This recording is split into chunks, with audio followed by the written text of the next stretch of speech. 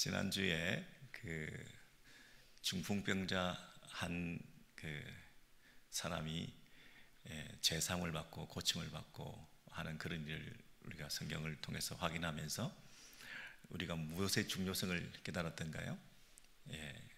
우리의 믿음이라고 하는 것은 다른 사람의 믿음을 통해서 강화되기도 하고 약화되기도 한다 그랬습니다. 그래서 누가 주변의 친구인가 어떤 사람의 그 속삭임에 우리의 마음을 뺏기게 되면 우리의 믿음이 수직 강하를 경험하기도 하고 때로는 영적으로 굉장한 도약을 할 수 있는 그런 영적 점프를 할 수 있는 그런 영향을 주변 친구들한테 받기도 한다 그랬습니다. 그래서 한 중풍병자가 아무것도 못하고 드러누워만 있기밖에 할 줄 아는 게 없었던데 주변의 친구 네 사람이 그죠? 지붕을 뚫고 그 필요를, 그 부족을, 그 결핍을 하나님 앞에 간절히 간구하기 위해서 나왔을 때 하나님이 보내신 자 예수 그리스도 그분을 통해서만 하나님의 제사함을 받을 수 있다. 여러분 그 중풍병자가 고침을 받았다 이렇게 병이 나았다 이렇게 얘기하지 않고 제사함을 받았다 이렇게 얘기하신 거예요. 여러분 제사함을 허락하는 권세는 이 세상에는 없다. 오직 하나님만이 제사함을 허락하신다. 그런 입장에서 함부로 예수님이 죄를 사했다 이렇게 얘기하면 신성모독이다. 그래서 예수를 죽이려고까지 했던 그런 분위기였지 않습니까? 근데 이 병자를 친구들이 데리고 왔는데 그 중풍병자에게 뭐라고 예수님이 얘기하시냐면 그들의 믿음을 보시고 네가 제사함을 받았다 이렇게 얘기를 하는 거예요. 그러니 그 예수님이 자기가 누구라고 하는 것을 자증하는 거죠. 제사함의 권세를 가진 오직 하나님만 하실 수 있는 그 권위를 가지고 죄를 용서해 주셨다. 이 죄를 용서했다는 얘기는 하나님과 우리 사이의 근본적인 문제가 해결됐다는 것이죠. 여러분 질병, 사고, 문제, 아픔, 부족, 결핍 이런 것들은 결국 궁극적으로 하나님과 우리 사이의 죄로 말미암아 야기된 제 증상들에 불과한 거죠. 그 증상 치료 하나하나를 하는 것이 아니라 근본적인 문제를 치료받는 것이 그런 여러 가지 증상들을 없애는 지름길이지 않습니까? 그래서 우리 이 땅에서의 삶의 여러 필요를 느끼고 부족한 가운데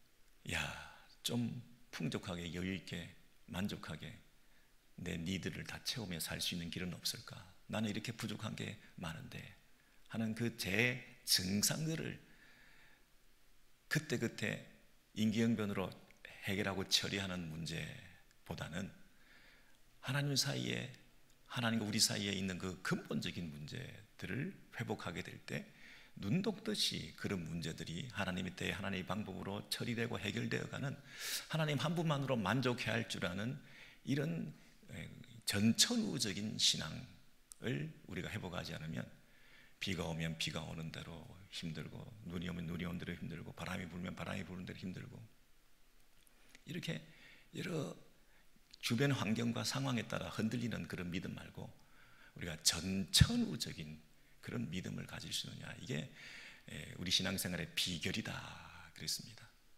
그래서 그런 궁극적인 하나님과의 관계의 회복을 통한 하나님 한 분으로 만족할 줄 아는 삶이 어떻게 가능한가 그것을 우리가 지금 토요일 새벽마다 우리가 배우면서 거기에 결정적인 영향을 끼칠 수 있는 것이 주변 친구들이다 그렇게 말했습니다.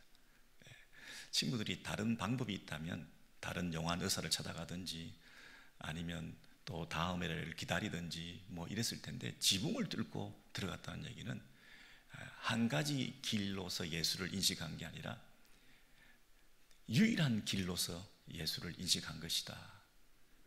어웨이가 아니라 더웨이다.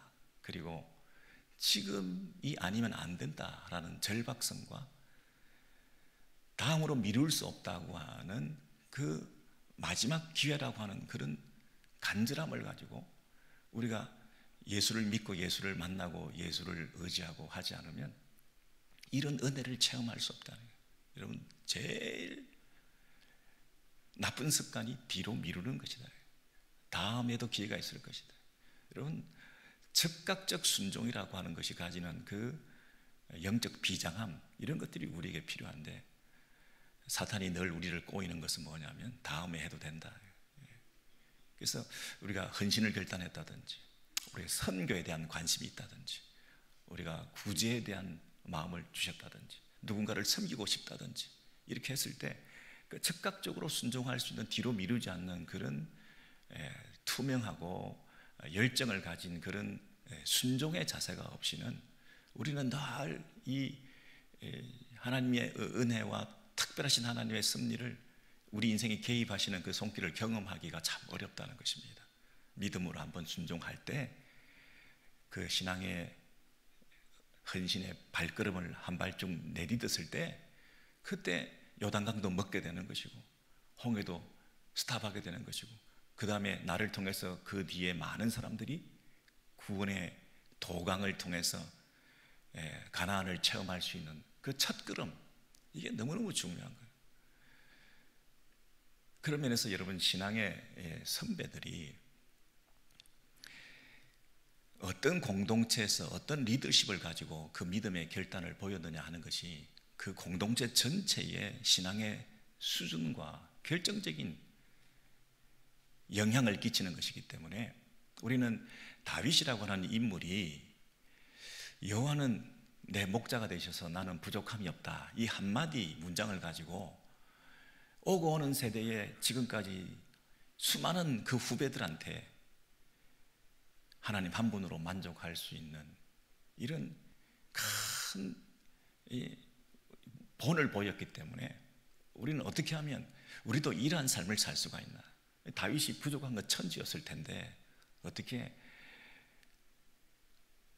음침한 사망의 골짜기를 지나면서도 나는 부족함이 없다, 이런 그런 고백을 할 수 있었나. 다윗이 왕이니까, 권력을 누리니까, 부귀 영화를 가졌으니까 늘 부족함이 없다, 이게 아니라 그의 삶의 모든 영역에서 하나님과 동행하고 하나님의 임재를 체험하고 하나님에 대한 주권을 믿으면서 그의 삶 전체에서 늘 이 부족함이 없는 삶을 살았다고 하는 것을 우리가 후배들로서 배우기를 원하는 거지 않습니까? 우리가 시편 23편을 암송을 하면서도 좋은 시다, 근데 우리의 삶의 현장에서 순간순간 부족과 결핍을 절절히 느끼면서 힘들어하고 있는 우리의 초라한 이 신앙의 모습으로는 이 시편을 낭송할 자격이 없지 않냐, 이런 생각을 하게 되는 거죠.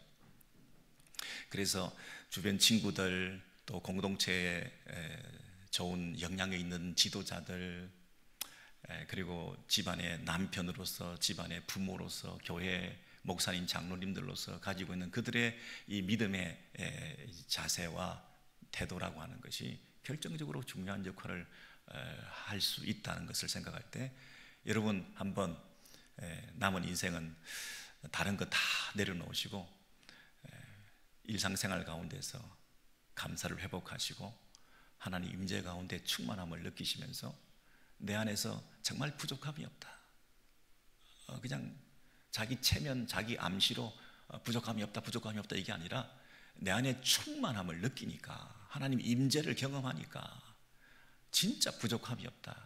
그리고 내일을 알 수 없지만 나는 하나님의 주권을 믿으니까 나는 부족함이 없다. 그리고 이 세상이 다가 아니니까, 앞으로 영원한 약속을 기대하니까 나는 그 약속 하나만 붙들고도 나는 부족함이 없다, 이미 다 가진 것처럼 그런 믿음으로 우리가 살아가는 진정한 이 부족함이 없는 영적 부요의 상태를 경험하면서 우리가 살 수 있는 그런 저와 여러분이 되기를 원합니다. 여러분, 이 일에 오늘 본문은 결정적으로 하나의 중요한 사례를 보여주는 것인데, 이 다윗이 아들이 지금 죽었습니다.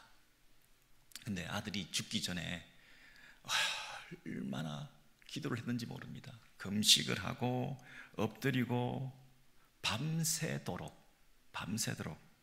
땅에 엎드리고 금식하고 그 아이를 위해서 하나님께 간구하고 그리고 옆에 사람들이 막 나이 많은 이 신하들이 막 걱정을 하고 제발 그러지 말라고 땅에서 일으켜 애를 쓰고, 그리고 그러다가 당신까지 죽겠습니다 그러면서 좀 식사를 하시라고 막 권하고, 그런데도 절대로 듣지도 않고 전적으로 매달렸어요.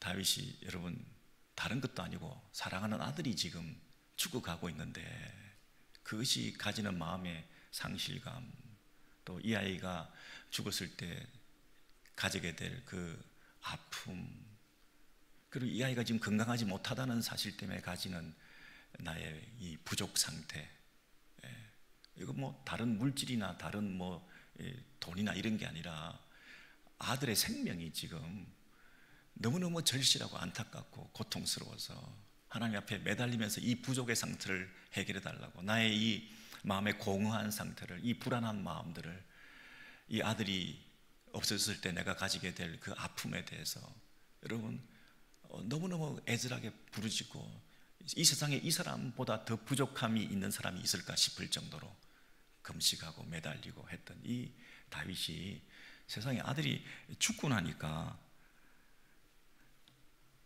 이 다윗이 180도 바뀌어가지고 금방 일어나서 몸을 씻고 기름을 바르고 의복을 갈아입고 밥을 먹기 시작하는 거예요.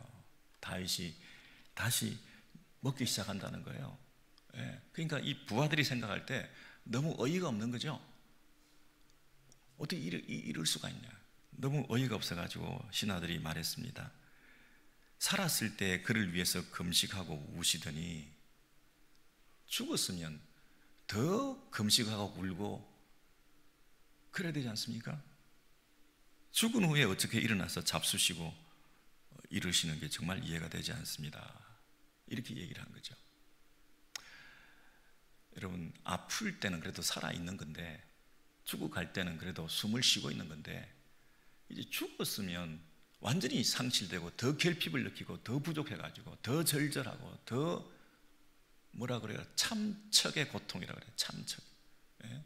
그 비참한 상태, 그 슬픔의 상태는 극에 달해가지고 이루 말할 수가 없는 단장의 상태, 창자가 끊어지는 상태. 여러분, 사람이 사랑하는 가족이 세상을 떠나는데 밥이 넘어간다는 게 이 말이 됩니까? 물도 한 모금 들이킬 수 없다고 하지 않습니까? 누가 주변에서 산 사람은 살아야지 하고 뭐 먹을 걸 권하면 그게 얼마나 더 마음이 아프겠습니까? 이런 일을 당해 보지도 않은 사람이 내가 지금 어떤 상태에 있는지도 모르고 물을 권하고 밥을 먹으라고 얘기하는 것이 얼마나 야속하겠습니까? 이게 넘어가냐고요. 물 한 모금도 넘어가지 않을 만큼 고통스러운 그런 상태에 이런 참척의 고통을 당한 사람한테 이 옆에 있는 신하들이 진짜 이해가 되지 않는다. 어떻게 밥을 드시냐? 이렇게 물어본 거죠. 그랬더니 22절에 보면 이렇게 다윗이 말했습니다. 아이가 살았을 때 내가 금식하고 온 것은 혹시 여호와께서 나를 불쌍히 여기사 아이를 살려주실는지 누가 알까 생각함이거니와 지금은 죽었으니 내가 어찌 금식하랴? 내가 다시 돌아오게 할 수 있느냐? 나는 그에게로 돌아가려니와 그는 내게로 돌아오지 아니하리라. 여러분, 이 다윗이 참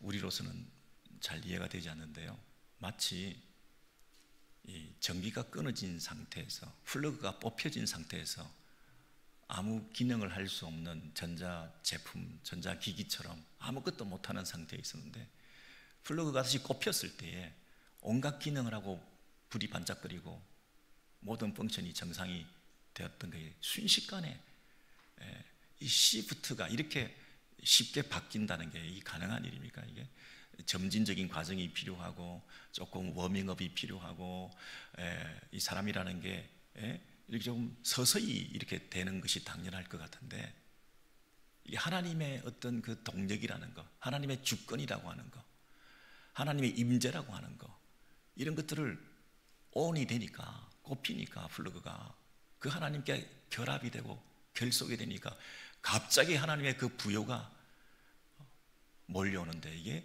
갑자기 정상 가동이 된다는 거예요. 와, 여러분, 이런 참척의 고통을 당하고 최고의 그 고통의 상태를 경험하는 최악의 그 부재와 결핍의 상태, 나보다 불행한 사람 없고 나만큼 부족한 게 많은 사람이 없다고 하는 이런 최악의 상황에 있는 사람이 어떻게 갑자기 나는 부족함이 없다, 최고의 부를 누린다, 최고의 만족의 상태로 내 삶이 정상화되었다. 이게 다윗이 시편 23편을 고백할 만한 분이시다. 여호와 한 분으로 나는 부족함이 없다. 이게 가능한 분이시고, 여러분, 우리는 흉내라도 좀 내봐야 되지 않겠습니까?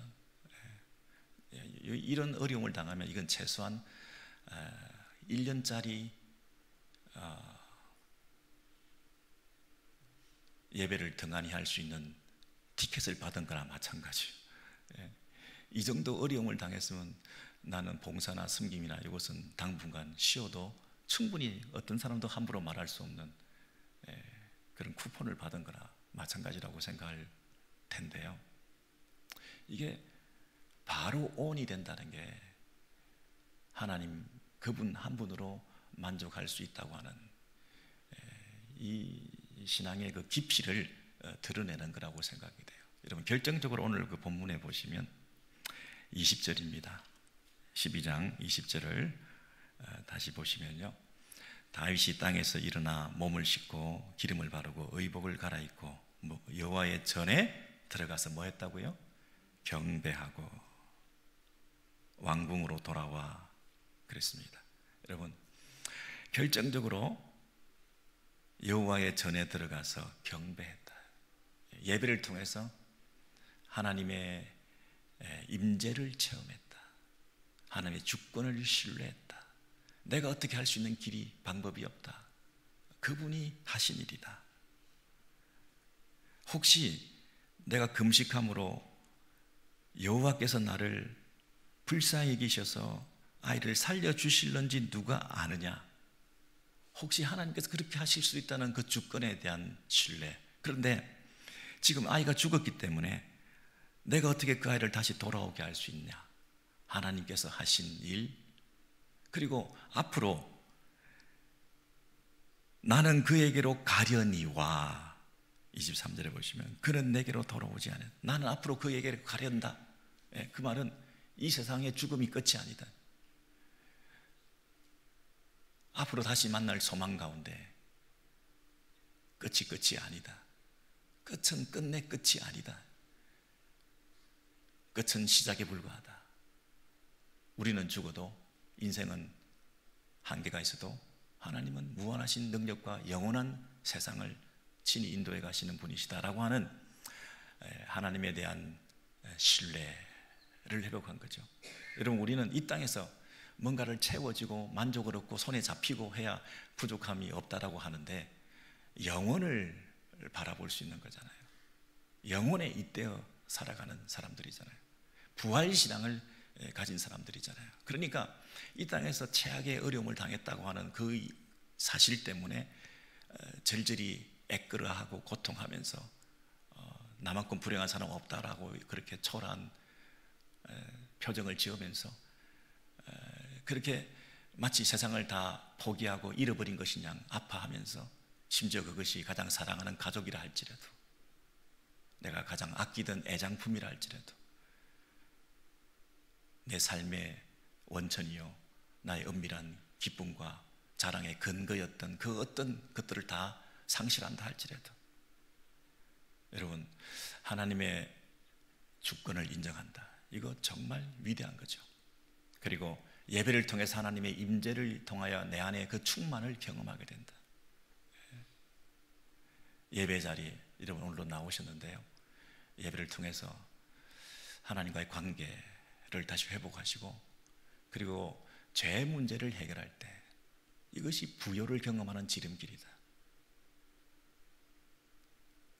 여러분의 삶에 나타나는 제 증상들을 해결하려고 하지 말고 그 하나하나 각각의 마이너한 이슈들을 가지고 울고 불고 하지 마시고 하나님과 투명한 관계를 여러분의 회개의 작업을 통해서 그 하나님의 지성소에 온전히 나아가게 될 때 그 하나님께서 주시는 직접적인 치료와 제사함의 은총을 통하여 여러분 하나님과 관계가 다시 회복될 때 느끼게 되는 그 영원한 만족 상태를 여러분이 경험하게 되면 나머지 제 증상들은 눈 녹듯이 하나님의 때 하나님의 방법으로 해결해 가시는 그 간증들이 쌓이는 기회이지 그것이 간증거리가 되는 거지 기도거리가 되는 게 아니에요.